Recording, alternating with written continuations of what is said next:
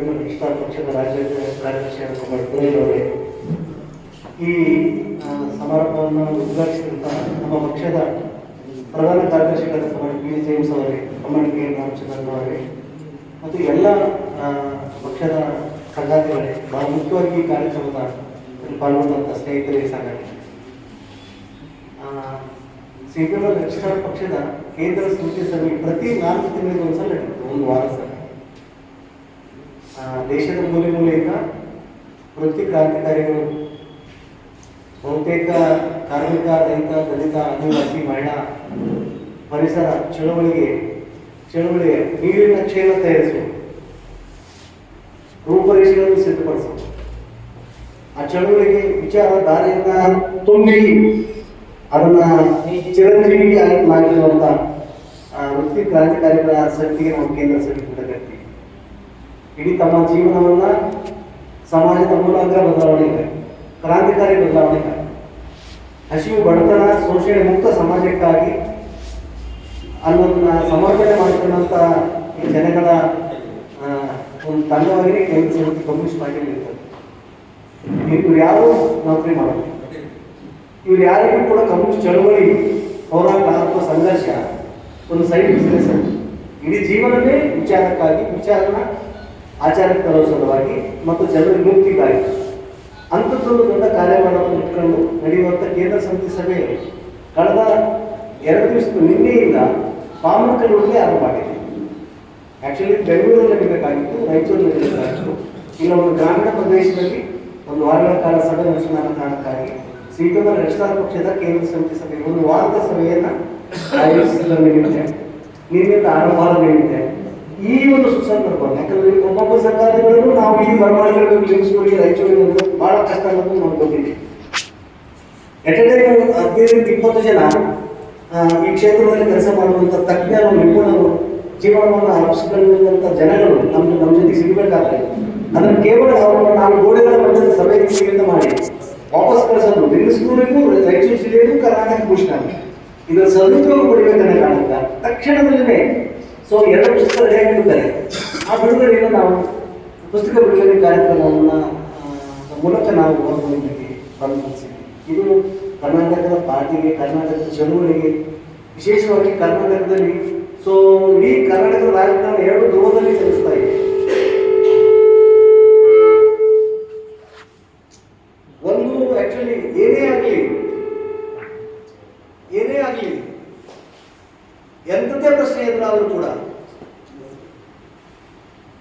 ಎಲ್ಲ ರಂಗದಲ್ಲಿ ಫ್ಯಾಸಿಸ್ಟ್ ದಾಳಿಯ ಮೂಲಕ ಜನರನ್ನು ವಿಭಜನೆ ಮಾಡಬೇಕು, ರೈತ ಕಾರ್ಮಿಕರ ವಿಭಜನೆ ಮಾಡಬೇಕು, ಬಹಳ ಮುಖ್ಯವಾಗಿ ಶೋಷಿತ ಮತ್ತು ದಮನಿತ ಸಮುದಾಯವನ್ನ ಕ್ರಾಂತಿಕಾರಿ ವಿಚಾರದಿಂದ ವಿಮುಖಗೊಳಿಸಬೇಕನ್ನುವಂಥ ಕೆಲಸ.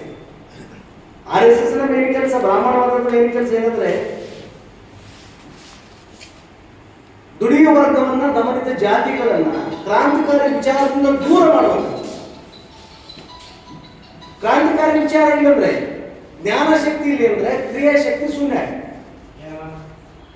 ಜ್ಞಾನ ಶಕ್ತಿ ಇದ್ದಾಗ ಮಾತ್ರ ಕ್ರಿಯಾಶಕ್ತಿ ಯಶಸ್ವಿಯಾಗಲಿಕ್ಕೆ ಸಾಧ್ಯ. ಇದು ಚರಿತ್ರೆ, ಇದೇ ಸಿದ್ಧಾಂತ, ಇದೇ ಫಿಲಾಸಫಿ. ಇವತ್ತು RSS ನ ಮುಖ್ಯ ಕೆಲಸ ಏನು? ಕಮ್ಯುನಿಸಂಗೆ ಚಾಲೆಂಜ್ ಮಾಡೋದು. ಕಮ್ಯುನಿಸಂ ಅಂದ್ರೆ ಏನು? ಅದು ಕಾರ್ಮಿಕರ ವಾದ. ಕಮ್ಯುನಿಸಂ ಅಂದ್ರೆ ರೈತರ ವಾದ.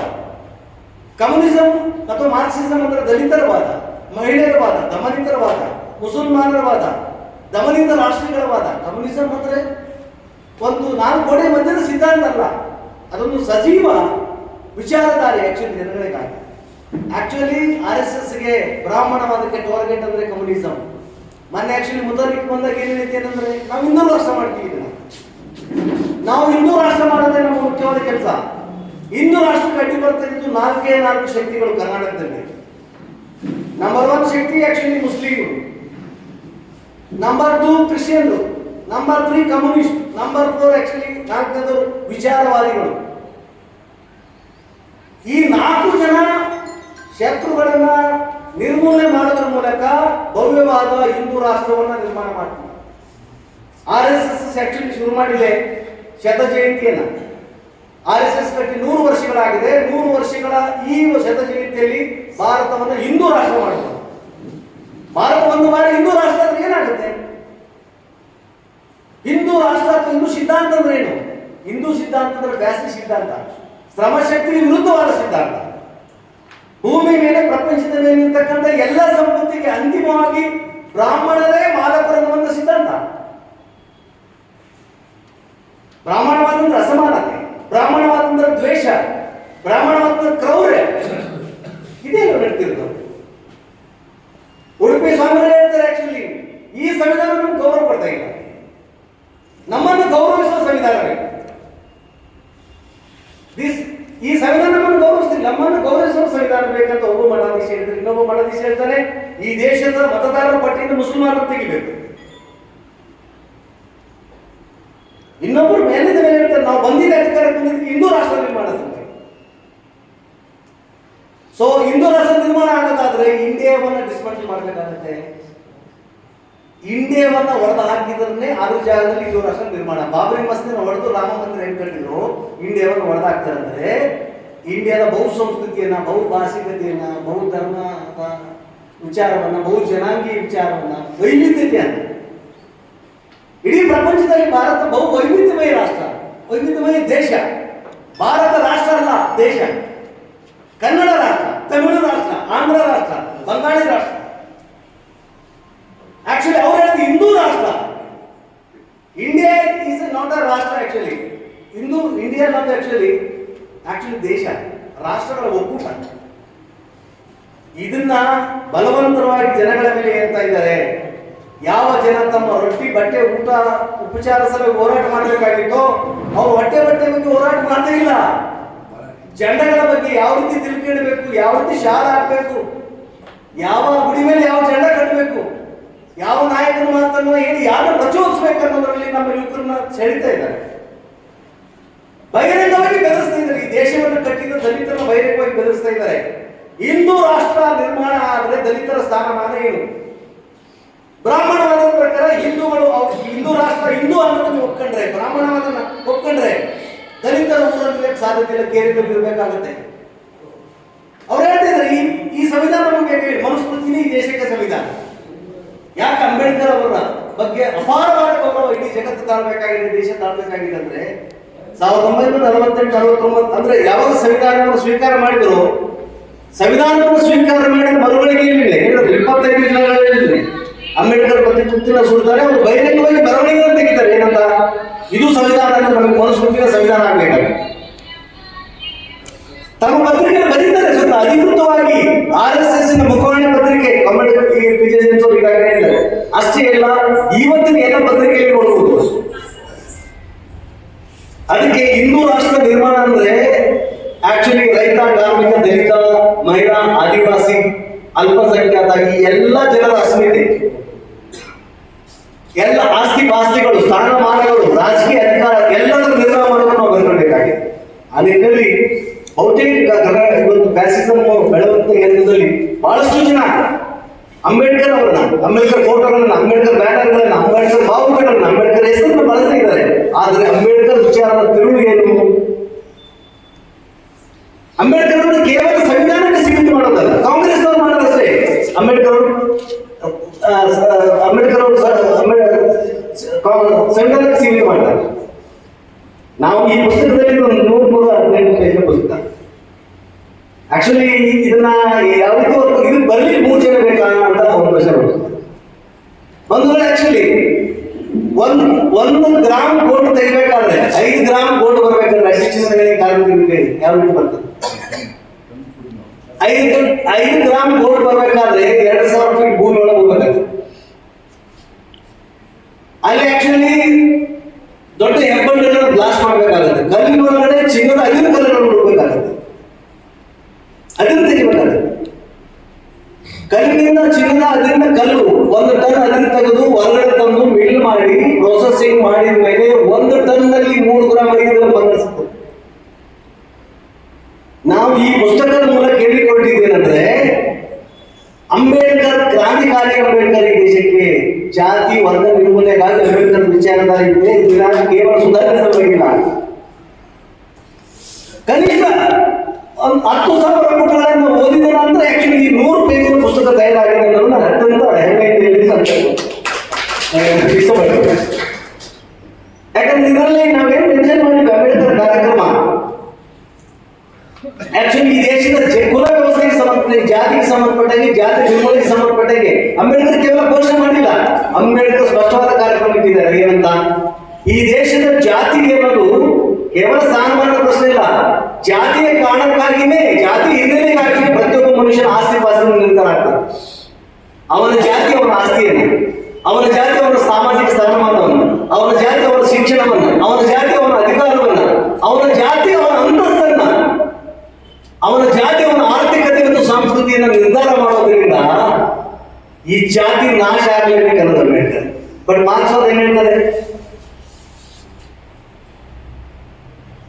ದುಡಿಮೆ ವರ್ಗನ ಎಲ್ಲ ಆರ್ಥಿಕ ಸಾಮಾಜಿಕ ಶೋಷಣೆಯಿಂದ ಮುಕ್ತ ಮಾಡೋದ್ರ ಜೊತೆಗೆ, ಮಹಿಳೆ ಪುರುಷನ ಶೋಷಣೆಯಿಂದ ಮುಕ್ತ ಆಗೋದ್ರ ಜೊತೆಗೆ, ಮನುಷ್ಯನಿಂದ ಮನುಷ್ಯನ ಮೇಲೆ ಆಗುವಂತ ಎಲ್ಲ ಬಗೆಯ ಶೋಷಣೆಯಿಂದ ಸಮಾಜ ಮುಕ್ತವಾದಾಗಲೇ ಅದೊಂದು ಸಮಾನದ ಸಮಾಜದ ಮಾಡಿಸೋದು ಹೇಳ್ತಾರೆ.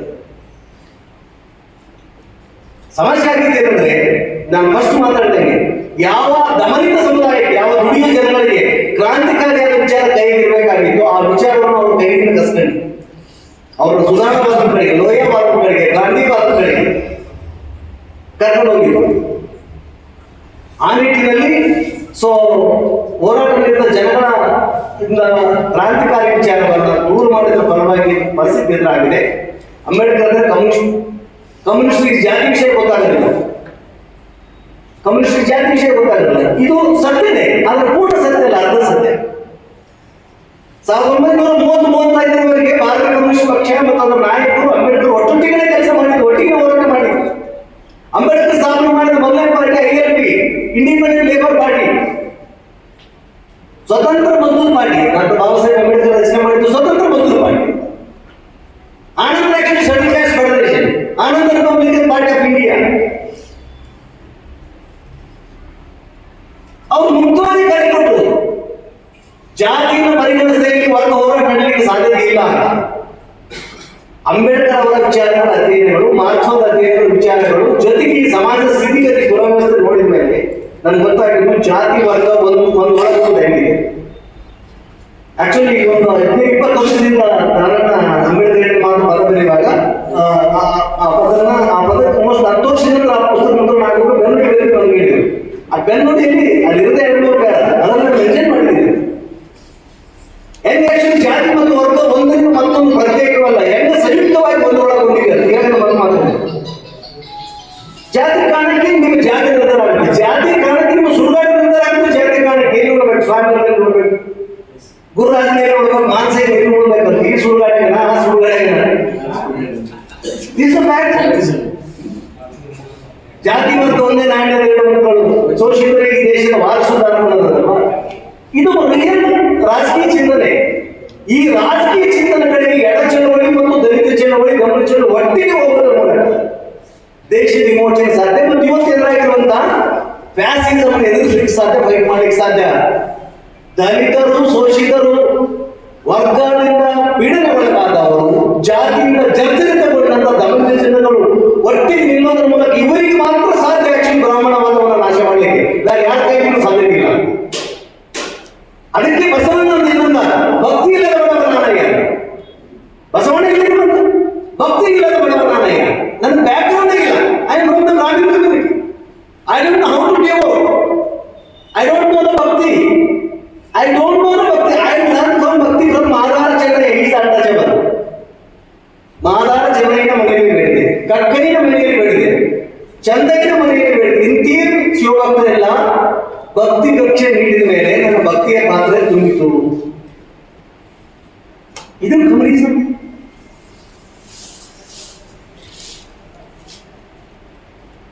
ಯಾಕಂದ್ರೆ ನಾವು ಬಸವಣ್ಣ ಅರ್ಥ ಮಾಡಿಕೊಂಡು ಹೋದ್ರೆ, ಬಸವಣ್ಣ ಈ ದೇಶದ 12ನೇ ಶತಮಾನದ ಮಾರ್ಕ್ಸ್ವಾದ. ಅದಕ್ಕೆ ಇವತ್ತು ಜಾತಿ ವ್ಯವಸ್ಥೆ ನಾಶ ಆಗಬೇಕಂತ ಇಡೀ ಪ್ರಪಂಚ ಹೋರಾಟ ಸಂದರ್ಭದಲ್ಲಿ ಜಾತಿ ವ್ಯವಸ್ಥೆ ಮರುಸ್ಥಾಪಿಸ್ತೀವಿ ನಾವು, ಮತ್ತೆ ಬ್ರಾಹ್ಮಣವಾದ ವೈಭವ ನಿರ್ದೇಶನ ಮತ್ತೆ ತರ್ತೀವಿ ಅಂತೇನು ಹೊರಟಿದ್ದಾರೆ. ಇದಕ್ಕೆ ನಾವು ಉತ್ತರಿಸುವಂತ ಸಂದರ್ಭ, ವೈಚಾರಿಕವಾಗಿ ನಾವು ಬಹಳ ಗಟ್ಟಿಮುಟ್ಟಾಗಿ ತಯಾರಾಗಬೇಕಾದ ಸಂದರ್ಭ. ಅದಕ್ಕೆ ಮಾರ್ಕ್ಸ್ವಾದ ಅಂಬೇಡ್ಕರ್ ವಿಚಾರದಲ್ಲಿ ಒಂದರಿಂದ ಮತ್ತೊಂದು ಪ್ರತ್ಯೇಕ ಅಲ್ಲ. ದುಡಿಯುವ ವರ್ಗ ಹಾಗೂ ದಮನಿತ ಜನ ಒಟ್ಟಾಗಿ ಹೋರಾಡಲಿಕ್ಕೆ, ಆಮೇಲೆ ಈ ದೇಶದಲ್ಲಿ ಬ್ರಾಹ್ಮಣವಾದ ಬಂಡವಾಳವಾದವನ್ನು ಅಳಿಲಿಕ್ಕೆ, ಅದರ ನಿರ್ಮೂಲನೆ ಆಗುವ ಕಿವಿ ಜನರ ವಿಮೋಚನೆ ಸಾಧ್ಯ ಇದೆ.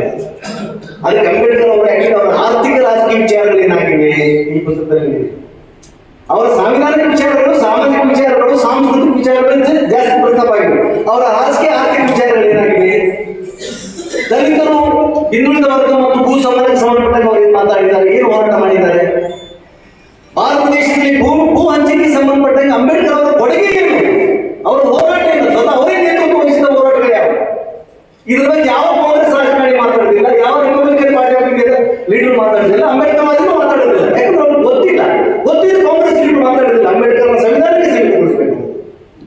ಅಂಬೇಡ್ಕರ್ ಭಾರತ ದೇಶದ ಸಮಗ್ರ ಭೂ ಸುಧಾರಣೆ, ಕ್ರಾಂತಿಕಾರಿ ಭೂ ಸುಧಾರಣೆ ಪರವಾಗಿದ್ದಾರೆ.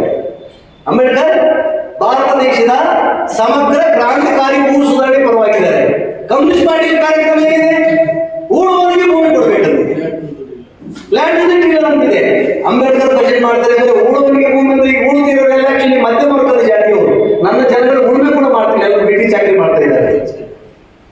ಅದಕ್ಕೆ ಅಂಬೇಡ್ಕರ್ ಅವರ ಭೂ ಸುಧಾರಣೆಗೆ ಸಂಬಂಧಪಟ್ಟಂಗೆ ಅಂಬೇಡ್ಕರ್ ಅವರ ಚಿಂತನೆಗಳನ್ನ, ಬೇಡಿಕೆಗಳನ್ನ, ಅವರ ಆಕ್ಚುಲಿ ಔರಂಗಾಬಾದ್ ಹೋರಾಟ, ಅವರ ದೌಲತಾಬಾದ್ ಹೋರಾಟ, ಅವರ ಕೊಂಕಣಿ ಗೈರೇಜ್ ಭೂಮಿ ಹೋರಾಟ, 9 ಕೋಟಿ ಎಕರೆ ಭೂಮಿ ನನಗೆ ಬೇಕು ನಮ್ಮ ಜನಗಳಿಗೆ ಹಂಚಲಿಕ್ಕೆ ಅಂತ ಮೊಟ್ಟ ಮೊದಲು ಬೇಡಿಕೆ ಇಟ್ಟಿದ್ದು ಅಂಬೇಡ್ಕರ್ ಬ್ರಿಟಿಷರು.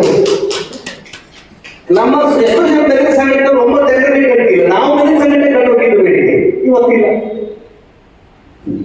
ಅದಕ್ಕೆ ನಾವು ಕೇವಲ ಸಂವಿಧಾನ ಸುಧಾರಣೆಗಲ್ಲ, ಸಮಗ್ರ ಕ್ರಾಂತಿಕಾರಿ ಭೂ ಸುಧಾರಣೆ ಸಲ್ಲಬೇಕು. ಗಾಂಧಿ ಆಕ್ಚುಲಿ ಗ್ರಾಮ ಸ್ವರಾಜ್ಯ ಅಂತ ಮಾತಾಡ್ತಾರೆ. ಗ್ರಾಮ ಸ್ವರಾಜ್ಯ ರಾಮರಾಜ್ಯ.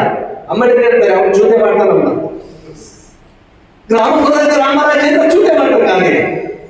ಗ್ರಾಮ ಸ್ವರಾಜ್ಯ ರಾಮರಾಜ್ಯ ಅಲ್ಲ, ಅದು ಹಿಂದೂ ವಿಲೇಜ್. ಹಿಂದೂ ವಿಲೇಜ್ ಅದಲ್ಲ, ಅದು ಬಹಳ ವಿಧ್ವಂಸಕಾರಿ ವಿಲೇಜ್. ಅಂಬೇಡ್ಕರ್ ಹೇಳ್ತಾರೆ ದಲಿತರೇ ಗ್ರಾಮಗಳಿಂದ ತೊಲಗಿ, leave the villages because all villages are Hindu villages. For you know the place for sight outside, no land, no cloth, no drinking water. Why you are living in the village? Leave this reactionary Hindu villages. This man Gandhi is cheating you. He said Grama Swaraj. Don't want Grama Swaraj. Leave the village. Go to the urban areas. Enter in the industries. Learn education. He is always worried about the industries and industrial worker. He is talking more and more. Actually, mostly 2,500 ಕೂಡ ಕಾರ್ಮಿಕ ವರ್ಗಕ್ಕಾಗಿ ಬರೀತಾರೆ. ಕಾರ್ಮಿಕ ಸಭೆ, ಭಾರತ ದೇಶದ ಕಾರ್ಮಿಕ ವರ್ಗ ಸಭೆ. ದಲಿತರು ಕಾರ್ಮಿಕ ವರ್ಗದಲ್ಲಿ ಇಟ್ಟು ನೋಡ್ತಾರೆ. ದಲಿತರನ್ನ ಕೇವಲ ಜೀತದಾಳಾಗಿ ಗ್ರಾಮಗಳಲ್ಲಿ ಇಟ್ಟು ನೋಡೋದಿಲ್ಲ, ದಲಿತರು ಕಾರ್ಮಿಕ ವರ್ಗವಾಗಿ ನೋಡ್ತಾರೆ. ಈ ರೀತಿ ಕೃಷಿ ರಂಗ, ಕೈಗಾರಿಕಾ ರಂಗ, ರಾಜಕೀಯ ಕ್ಷೇತ್ರ, ಪ್ರಜಾಪ್ರಭುತ್ವಕ್ಕೆ ಸಂಬಂಧಪಟ್ಟಂಗೆ ಅಂಬೇಡ್ಕರ್ ಆಲೋಚನೆಗಳು, ದುಡಿಯುವ ವರ್ಗದ ಆಲೋಚನೆಗಳು, ಮಾರ್ಕ್ಸೋ ಲೆನಿನ್ವಾದಿ ಆಲೋಚನೆಗಳು ಪರಸ್ಪರ ವಿರೋಧ ಅಲ್ಲ, ಪರಸ್ಪರ ಪೂರಕ. ಒಂದೊಳಗೆ ಒಂದಲ್ಲ, ಇದು ಪರಸ್ಪರ ವಿರೋಧ ಮಾಡಿದರೆ ಬಹುಸಂಖ್ಯಾತ ಪೀಡಿತ ದಮನಿತ ದಲಿತ ವರ್ಗ ಮಾರ್ಕ್ಸ್ವಾದದಿಂದ ಪ್ರತ್ಯೇಕಗೊಂಡ್ರೆ, ಈಗ ಅದೇನು ಪ್ರಚಾರ ಮಾಡೋದು ಅಂಬೇಡ್ಕರ್ ವಾದನಲ್ಲ. ಅಂಬೇಡ್ಕರ್ ವಾದ ಅಂದ್ರೆ ಏನು, ಅದರ ಮುಖ್ಯವಾದ ತೀವ್ರತೆ ಏನು, ಅದರ ಆಲೋಚನಾ ಕ್ರಮ ಏನು, ಅದರ ಬ್ಯಾಕ್ಗ್ರೌಂಡ್ ಏನು ಅನ್ನೋದನ್ನ ನಾವು ಸಿಂಪಲ್ ಆಗಿ ಹೇಳಿದೆ. ನನಗೆ ಹೇಳಿದೆ, ಇದನ್ನ ರೆಡಿ ಮಾಡ್ಬೇಕಾದ್ರೆ ಒಂದು 10,000 ಪುಟ ಆದ್ರೂ ಓದಲೇಬೇಕಾಗಿದೆ. 10 ಟನ್ ಕಬ್ಬು ನೋಡಿದೆ ಒಂದು ರಿಕಮೆಂಡ್ ತಯಾರಾಗ್ತದೋ ಅದನ್ನು ತಯಾರು ಮಾಡಿ ಇದನ್ನ ಡಿಸ್ಕಷನ್ ನೋಡಿ. ಇದು ಬೇಗ ಟ್ರಾನ್ಸ್ಲೇಟ್ ಆಗಲೇಬೇಕು. ಪಕ್ಷದ ಪಬ್ಲಿಕೇಶನ್ ಮುಂದೆ ಕಾರ್ಯ ಬಂದಿದೆ, ಎಲ್ಲ ಭಾಷೆಯಲ್ಲಿ, ಸಾಧಾರಣ ಕನ್ನಡದಲ್ಲಿ, ತಮಿಳು, ಮಲಯಾಳದಲ್ಲಿ ಇದನ್ನ ಟ್ರಾನ್ಸ್ಲೇಟ್ ಮಾಡಿ ಇದನ್ನ ಡಿಬೇಟ್ ಮಾಡಿ. ಕೇವಲ ಚರ್ಚೆ ಮಾಡೋ ಸಲ ಪುಸ್ತಕ ಅಲ್ಲ, ಪುಸ್ತಕ ಜಗಿದೆಲ್ಲ ಬರೀತಾರೆ. ನಾಯಿನರಿಗೂ ಕೂಡ ಪುಸ್ತಕ ಬರೀತಾರೆ. ಬರೋದೆಲ್ಲ ಸಾಹಿತ್ಯ ಅಲ್ಲ, ಎಲ್ಲ ಸಾಹಿತ್ಯ ನಮ್ಮ ಪರವಾಗಿರುತ್ತೆ. ಬಟ್ ಈ ಸಾಹಿತ್ಯ, ಕಲೆ ಸಾಹಿತ್ಯ ಯಾರ ಸಲುವಾಗಿ? ಜನಗಳ ಸಲುವಾಗಿ, ಜನರ ವಿಮೋಚನೆ ಸಲುವಾಗಿ, ಜನರ ಉತ್ತಮ ಬದುಕಿನ ಸಲುವಾಗಿ. ಜನಕ್ಕೆ ಸಂಬಂಧ ಇರಲಾರ್ದ, ಜನರ ಜಾಗೃತಿ ಕಾರಣಗಳ ಸಾಹಿತ್ಯ ಕಲೆ ಯಾವಾಗ ಬೇಕಾಗಿದೆ. ಆ ನಿಟ್ಟಿನಲ್ಲಿ ರಕ್ಷಿತ ಪಬ್ಲಿಕೇಶನ್ ಈ ಪುಸ್ತಕಗಳನ್ನ, ಆಲಿಸ್ಟೈನ್ ಅಂಬೇಡ್ಕರ್ ಪುಸ್ತಕಗಳನ್ನ ಸ್ಥಳೀಯ ಭಾಷೆಗೆ ತರ್ಜುಮೆ ಮಾಡೋದ್ರ ಜೊತೆಗೆ ಚರ್ಚೆಗಳನ್ನ ನಡೆಸುವಂತ, ಚರ್ಚಾ ಕೂಟಗಳು ನಡೆಸುವಂತ, ಬರಹಗಳನ್ನ ಮಾಡುವಂತ, ಆ ಮೂಲಕ ಮನೋಭಿಪ್ರಾಯಗಳು ರೂಪಿಸುವಂತ, ಜನರ ಬಳಿಗೆ ಸಂದೇಶಗಳು ಕೊಂಡೊಯ್ಯುವ ಮೂಲಕ, ಗಟ್ಟಿಮುಟ್ಟಾದ ಜನಚಳವಳಿಯನ್ನು ಕಟ್ಟೋದ್ರ ಮೂಲಕ ಫ್ಯಾಸಿಸಂ, ಇವತ್ತಿನ ಬ್ರಾಹ್ಮಣವಾದಿ ಕಾರ್ಪೊರೇಟ್ ಫ್ಯಾಸಿಸಂ, ಇದಕ್ಕೆ ಅಂತಾರಾಷ್ಟ್ರೀಯ ಸಪೋರ್ಟ್ ಇದ್ರೆ ಅಂತಾರಾಷ್ಟ್ರೀಯ ಹಣಕಾಸು ನೀತಿಗಳು, ಹಣಕಾಸು ಬಂಡವಾಳ ಸಾಹಿತ್ಯ. ಜಾತಿ ವಸ್ತು ಉಳಿಸಬೇಕು ಅನ್ನುವಂಥ ಜನಗಳಿದೆ. ಹಾಗಾಗಿ ಇವತ್ತು ದೇಶ ಅತ್ಯಂತ ಅಪಾಯಕಾರಿ ಸ್ಥಿತಿಯಲ್ಲಿದೆ. ಈ ವರ್ಷ ಏನಿದೆ 2025 ಆಕ್ಚುಲಿ ಅವರಿಗೆ ಸುವರ್ಣ ಜಯಂತಿ ಇದು. ಆರ್ ಎಸ್ ಎಸ್ ಸುವರ್ಣ ಜಯಂತಿ, ಶತ ಜಯಂತಿ. ಅವ್ರು ಆಕ್ಚುಲಿ ತಮ್ಮ ಎಲ್ಲ ಸಿದ್ಧಾಂತವನ್ನು ಕೊಂಡಾಡ್ತಾರೆ. ಎಲ್ಲ ಈ ವಿಶ್ವವಿದ್ಯಾಲಯಗಳು, ಸರ್ಕಾರಿ ಕಚೇರಿಗಳು, ಕೋರ್ಟ್ಗಳು, ಹೈಕೋರ್ಟ್, ಸುಪ್ರೀಂ ಕೋರ್ಟ್ಗಳು, ಎಲ್ಲ ಸರ್ಕಾರಿ ಸಚಿವಾಲಯಗಳು, ಆಕ್ಚುಲಿ ಉತ್ತರ ಪ್ರದೇಶದ ಎಲ್ಲ ಐಜಿಪಿ ಡಿಜಿಪಿ ಆಫೀಸ್ಗಳಲ್ಲಿ ಭಜನೆ ಮಂದಿರಗಳಾಗಿವೆ. All UP's police headquarters they are converting as a bhajana mandir. Jai Ram Sri Ram, Jai Ram Sri Ram. ಇಡೀ ವರ್ಷದಿಂದ 4 ಕೆಲಸವರು ಮಾಡೋದಿದ್ದಾರೆ. ಇದನ್ನು ನಿಲ್ಲಿಸಬೇಕಂದ್ರೆ ನಾವು ಒಂದು ಕ್ರಾಂತಿಕಾರಿಯನ್ನು ಎತ್ತಿಡಬೇಕು, ಜನರೊಟ್ಟಿಗೆ ಇಡಬೇಕು. ಈ ರಾಮರಾಜ್ಯ ನಮ್ಮ ವೈದ್ಯ ರಾಜ್ಯ ಜೊತೆಗೆ RSS ಅಂಬೇಡ್ಕರ್ ಚೆನ್ನಾಗಿ ಅರ್ಥ ಮಾಡ್ಕೊಂಡಿದೆ. RSS ಅಂಬೇಡ್ಕರ್ ಚೆನ್ನಾಗಿ ಅರ್ಥ ಮಾಡ್ಕೊಂಡಿದೆ. ಅಂಬೇಡ್ಕರ್ ವಿಚಾರ RSS ವಿಚಾರದ ಬದ್ಧವಾಗಿ, ಆದ್ರೆ ಅಂಬೇಡ್ಕರ್ ವಾದಿಗಳು RSS ಸರಿಯಾಗಿ ಅರ್ಥ ಮಾಡ್ಕೊಂಡಿದೆ. ಹಾಗಾಗಿ ಕೂಡಿ ಹೋಗೋ ಜಾಗದಲ್ಲಿ ಬಿಡಿಸಿ ಹೋಗುವಂತ ಏನು ವಿಚಾರವನ್ನು ಬಿಟ್ಟಿದ್ದಾರೆ. ಮತ್ತು ಈ ವರ್ಷ ಅಂತ ಏನಿದೆಯಲ್ಲ ನಿರ್ಮಾಣ ಮಾಡೋದು ಇದು ಅತ್ಯಂತ ಭೀಕರವಾದಂತಹ ಕಾಲ. ಈ ಸವಾಲು, ಈ ಚರ್ಚೆ ಈಗಾಗಲೇ ರಾಯಚೂರು ಜಿಲ್ಲೆಯಲ್ಲಿ ನಮ್ಮ ಪಕ್ಷ ಕರೆ ಕೊಟ್ಟು ಮುಂದೆಲ್ಲ ಹೇಳಿದ್ರೆ ಭೇಟಿಯಾಗಿದೆ. ಮನುವಾದಿ ಫ್ಯಾಸಿಸ್ಟ್ ವಿರೋಧಿ ಜನತಾ ರಂಗವನ್ನು ಆರಂಭ ಮಾಡಿದ್ರೆ ಲಿಂಗಸೂರು ಗೆಳೆಯರು, ಕನ್ನಡ ಶ್ರಮಿಕ ಗೆಳೆಯರು, ಕಮ್ಯುನಿಸ್ಟ್ ಗೆಳೆಯರ ಒಟ್ಟಿಗೆ ಮೊದಲು ಆಕ್ಚುಲಿ ಅಟ್ಟಿಯಲ್ಲಿ ನಮ್ಮೆಲ್ಲ ಅಟ್ಯಾಕ್ ಮಾಡಿದ್ಮೇಲೆ ವೈದ್ಯರನ್ನು ಅಟ್ಯಾಕ್ ಮಾಡಿದ ಇಮಿಡಿಯೇಟ್ಲಿ ಲಿಂಗಸೂರಲ್ಲಿ ರ್ಯಾಲಿ ಮಾಡೋದ್ರ ಮೂಲಕ ತಕ್ಕವಾಗಿ ಉತ್ತರವನ್ನು ಕೊಟ್ಟು ಆ ಪರಿಶ್ರಮ, ಲಿಂಗಸೂರಿನ ಈ ಗೆಳೆಯರ ಪರಿಶ್ರಮ ಇವತ್ತು ಜಿಲ್ಲೆಯಲ್ಲಿ ಮನುವಾದಿ ಫ್ಯಾಸಿಸ್ಟ್ ವಿರೋಧಿ ಜನತಾ ರಂಗ ಹೆಸರು ಬರಲಿದ್ದಾರೆ. ಅದೇ ರೀತಿ ಇವತ್ತು ರಂಗ ತೀರ್ಮಾನ ಕೈಗೊಂಡಿದೆ. ಜನವರಿ 30ನೇ ತಾರೀಕು ಲಿಂಗಸೂರಿನಲ್ಲಿ ಜಿಲ್ಲಾ ಮಟ್ಟದ ಫ್ಯಾಸಿಸ್ಟ್ ವಿರೋಧಿ ಸಮಾವೇಶಕ್ಕೆ ತೀರ್ಮಾನ ಆಗಿದೆ. ಜನವರಿ 30 ಯಾವ ದಿನ? ಗಾಂಧಿಯವರನ್ನ, ಮಹಾತ್ಮ ಗಾಂಧೀಜಿಯನ್ನ ನಾಥೂರಾಮ್ ಗೋಡ್ಸೆ ಕೊಲೆ ಮಾಡಿದ ದಿನ. ಅವ್ರೇನಂತ ಕರೀತಾರೆ ಆಕ್ಚುಲಿ ಗಾಂಧಿ ವಧೆ ಅಂತ. RSS ಭಾಷೆಯಲ್ಲಿ ಏನಂತಾರೆ? ಗಾಂಧಿ ವಧೆ ಅಂತಾರೆ. ವಧೆ ಅಂತ ಯಾರಿಗಿಂತೀವಿ? ಶತ್ರುಗಳ ಸಂವಾದಕ್ಕೆ ವಧೆ ಅಂತ ಬರ್ತದೆ. ಇವರು ಸರಿಯಾಗಿ ನೆನಪಿಡಬೇಕಾಗಿದೆ. ಆ ದಿನವನ್ನ ಜನರ ದಿನವನ್ನಾಗಿ, ಸೌಹಾರ್ದತೆ ದಿನವನ್ನಾಗಿ, ಜಾಗೃತಿ ದಿನವನ್ನಾಗಿ, ಸಂವಿಧಾನ ದಿನವನ್ನಾಗಿ, ಕ್ರಾಂತಿಕಾರಿ ದಿನವನ್ನಾಗಿ ಆಚರಿಸಬೇಕಾದ್ರೆ ಜನವರಿ 30ನೇ ತಾರೀಕು ಲಿಂಗಸೂರಿನಲ್ಲಿ ಬೃಹತ್ ಸಮಾವೇಶಕ್ಕೆ ತೀರ್ಮಾನ ಆಗಿದೆ. ಕನಿಷ್ಠ 10,000 ಸಂಖ್ಯೆಯಲ್ಲಿ ಸೇರಿ ಫ್ಯಾಸಿಸ್ಟ್ ವಿರುದ್ಧ ಹೋರಾಟವನ್ನು ಘೋಷಣೆ ಮಾಡಬೇಕಂತಾಗಿದೆ. ಆ ಹೋರಾಟಕ್ಕೆ ಮತ್ತೊಮ್ಮೆ ಲಿಂಗಸೂರು ಸಾಕ್ಷಿ ಆಗಲಿ. ಲಿಂಗಸೂರು ಎಲ್ಲ ಗೆಳೆಯರು, ಎಲ್ಲ ದಲಿತ ಮುಖಂಡರು, ಅಲ್ಪಸಂಖ್ಯಾತ ಮುಸ್ಲಿಂ ಸಮುದಾಯದ ಮುಖಂಡರು, ಹಿಂದುಳಿದ ವರ್ಗಗಳ ಮುಖಂಡರು, ರೈತ ಕಾರ್ಮಿಕ ಮುಖಂಡರು, ಮಹಿಳಾ ಸಂಘಟನೆಯ ಮುಖಂಡರು ಎಲ್ಲರೂ ಸೇರಿ ಇಡಿಯಾಗಿ ಒಂದು ದೊಡ್ಡ ಶಕ್ತಿಯಾಗಿ ನಿಲ್ಲೋದ್ರ ಮೂಲಕ ಈ ಫ್ಯಾಷನ್ ವಿರೋಧಿ ಹೋರಾಟವನ್ನ ಗೆಲ್ಲಿಸಿದ ಮುಂದುವರಿಸಲಾಗಿದೆ. ಯಾವುದೇ ಕಾರಣಕ್ಕೂ ಪ್ರಾಣಾರ್ಪಣೆ ಮಾಡಿ ಆದರೂ ಕೂಡ ಹಿಂದೂ ರಾಷ್ಟ್ರ ನಿರ್ಮಾಣವನ್ನು ನಿಲ್ಲಿಸಲೇಬೇಕನ್ನುವಂತ ಕರೆಯಲ್ಲಿ ನನ್ನ ಮಾತನ್ನು